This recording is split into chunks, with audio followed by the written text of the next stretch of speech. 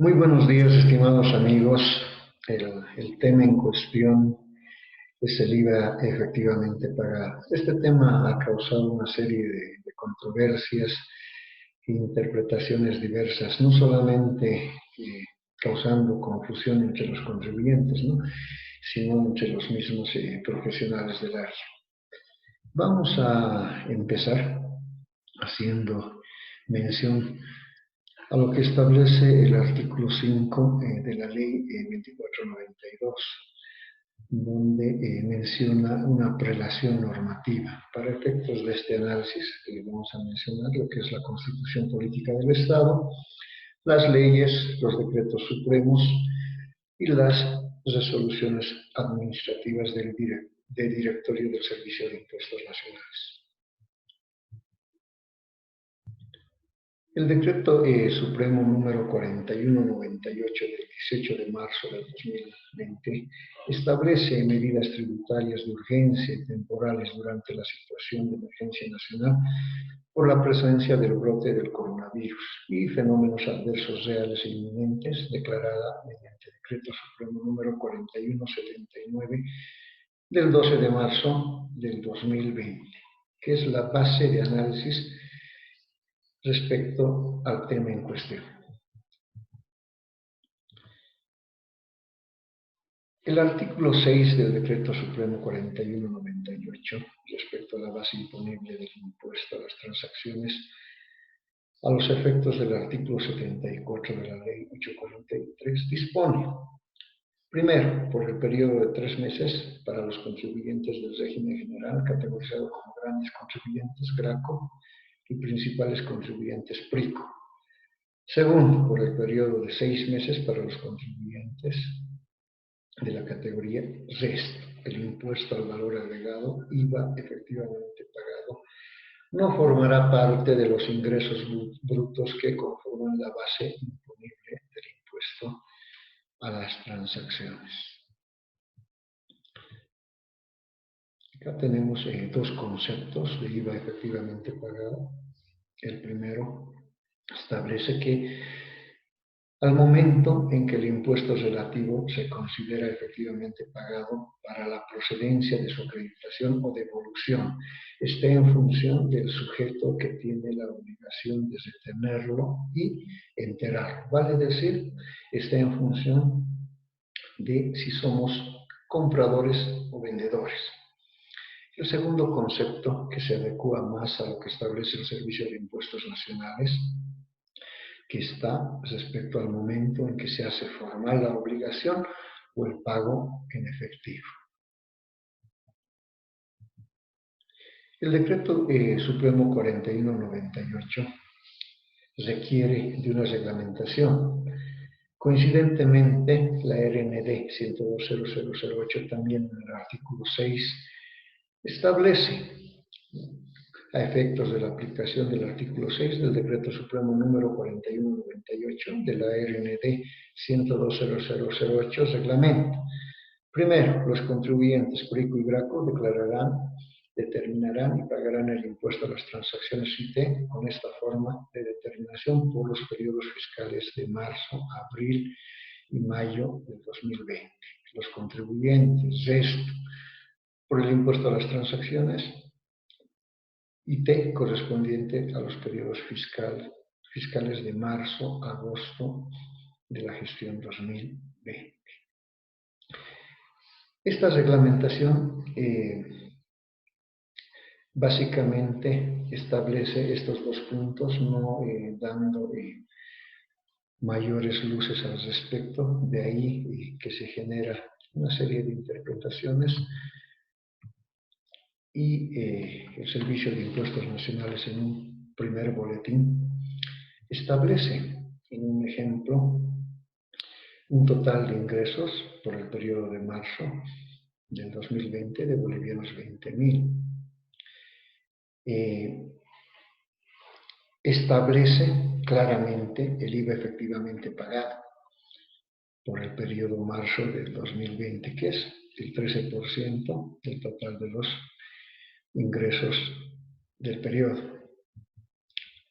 Y concluye y determina que el valor a consignar en la casilla 13 del formulario 400 es la diferencia de los ingresos brutos menos el IVA efectivamente pagado, que llegarían a ser estos 2.600 bolivianos.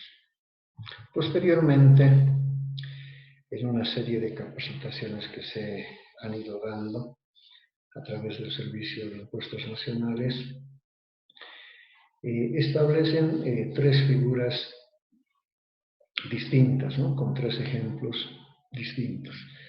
El primer ejemplo, en un caso donde el contribuyente solamente tiene ventas, y un segundo ejemplo donde el contribuyente tiene ventas y compras, y un tercer ejemplo donde el contribuyente tiene ventas, compras y además tiene un saldo anterior, el cual se lo tiene que actualizar, y obviamente en los tres casos el IVA efectivamente pagado está determinado por el pagado o realizado en efectivo o valores dentro de la fecha de vencimiento.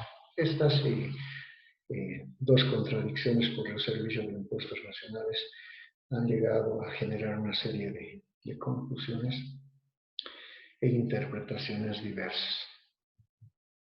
Es de ahí que nosotros como SECADI Asociados SRL hemos realizado un análisis y vamos a empezar con lo que establece el artículo 74 de la Ley 843, que hace mención al Decreto Supremo 4198. El impuesto se determinará sobre la base de los ingresos brutos devengados durante el periodo fiscal por el ejercicio de la actividad privada. Se considera ingreso bruto al valor o monto total en valores monetarios o en especie devengados en concepto de venta de bienes, retribuciones totales obtenidas por los servicios, la retribución por la actividad ejercida, los intereses obtenidos por préstamos de dinero o plazos de financiación y en general de las operaciones realizadas. También hacemos un análisis a lo que establece el código 13 del formulario 400, donde indica y se consigna en esta casilla el total de los ingresos brutos devengados y o percibidos en especie. Incluye los ingresos exentos. Básicamente lo que establece el artículo 74 de la Ley 843 y que no es coincidente con la RND 102.0008 en cuestión.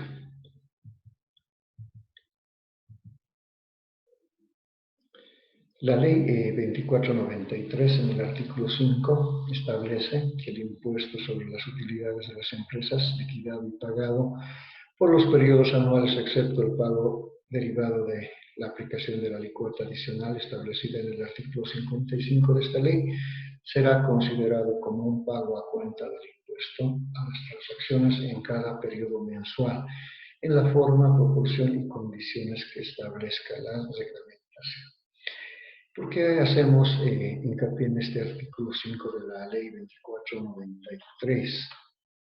Básicamente porque esta serie de interpretaciones han conllevado, ¿no?, hacer un análisis de este IVA efectivamente pagado como un pago a cuenta del impuesto a las transacciones.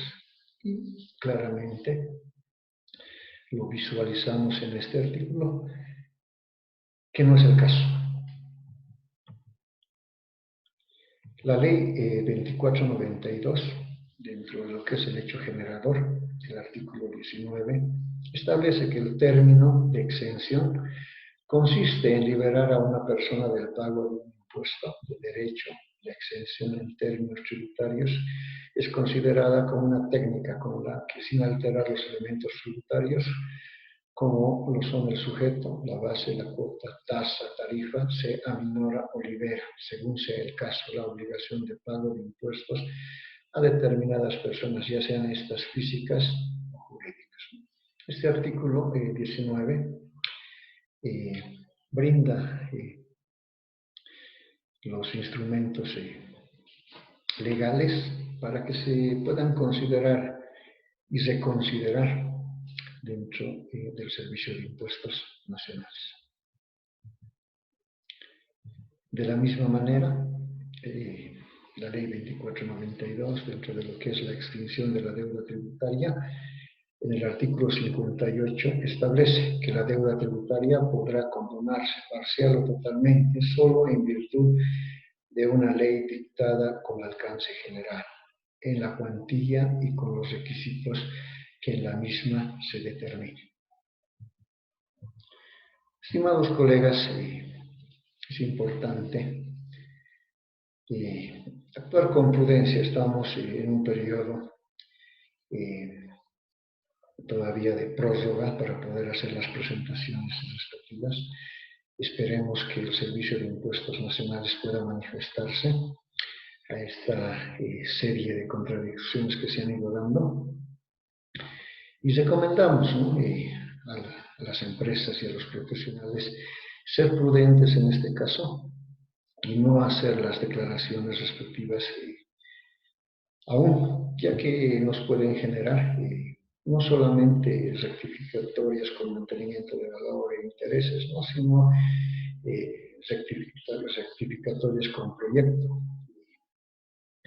Lamentablemente queremos evitar eso, entonces recomendamos actuar con prudencia, hacer un análisis muy minucioso de todo lo que establece la normativa al respecto y esperemos que el Servicio de Impuestos Nacionales se pueda manifestar a la brevedad posible para poder esclarecer todas las dudas respecto a lo que es el IVA efectivamente pagado. Tengan ustedes muy buen día y nos vemos hasta la próxima.